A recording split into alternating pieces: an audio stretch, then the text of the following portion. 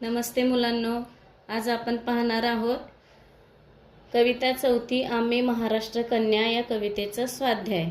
इंग्रजी माध्यमाची कविता आहे, इयत्ता 6वीची। तर प्रश्न पहिला आहे, आकृतिबंध पूर्ण करा। पहाट भक्तिमय करणाऱ्या कोण आहेत? तर संत मुक्ताबाई आणि संत जनाबाई। प्रश्न आ, स्वातंत्र्याची गीते शिकवणाऱ्या कोण? तर राजमाता जिजाबाई आणि राणी लक्ष्मीबाई। एका वाक्यात उत्तरे लिहा। अ, कवितेत आलेल्या पर्वताचे नाव काय आहे? उत्तर आहे, कवितेत आलेल्या पर्वताचे नाव सह्याद्री पर्वत आहे। आ, कवितेत कोणत्या शिखराचे नाव आले आहे?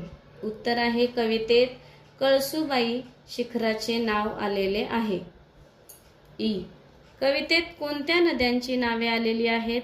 उत्तर आहे, कवितेत कृष्णा, भीमा आणि गोदावरी या नद्यांची नावे आली आहेत। प्रश्न तिसरा, कवितेतील खालील ओळींचा अर्थ तुमच्या शब्दात लिहा। अवघ्या भारताची सेवा, बाणा आमुचा मराठी, प्राण तळ हातावरी, सर्वांसाठी देशासाठी।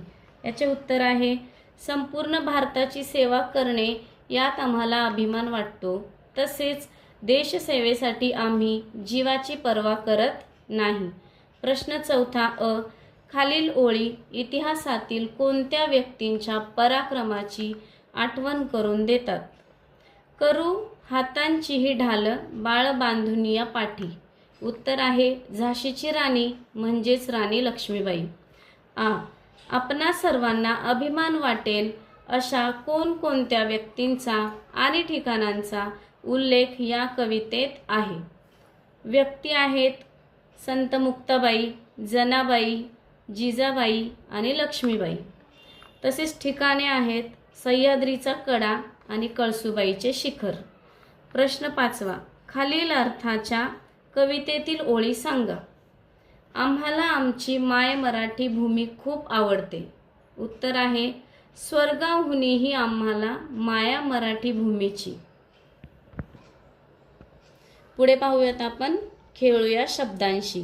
प्रश्न पहिला, खालील शब्दांचा आकार विल्हे म्हणजेच वर्णमालेनुसार क्रम लावा। इथे शब्द आहेत कन्या, माय, पहाट, भूमी आणि हात। याची उत्तरे आपण इकडे घेतलेली आहेत। तर प्रथम येत आहे कन्या, कारण क हा वर्णमालेनुसार पहिला शब्द आहे, पहिले अक्षर असल्यामुळे कन्या। त्यानंतर प, पहाट, नंतर भूमी, माय आणि हात। प्रश्न दुसरा, इथे काही शब्द दिलेले आहेत, त्यातून तुम्हाला पुल्लिंग, स्त्रीलिंग आणि नपुंसकलिंग असे वर्गीकरण करायचे आहे। तर आपण या ठिकाणी वर्गीकरण केलेले आहे, पुल्लिंग, स्त्रीलिंग आणि नपुंसकलिंग। तर पुल्लिंगमध्ये मुलगा, पक्षी, शिक्षक, चेंडू, कुत्रा, मित्र, वाघ, बैल, फुगा, मोर। तसेच स्त्रीलिंगमध्ये शाळा, मुलगी, गाय, शिक्षिका, वाघीण, खुर्ची आणि पिशवी। नपुंसकलिंगमध्ये पुस्तक, बाळ, घर, विमान आणि गाव। धन्यवाद।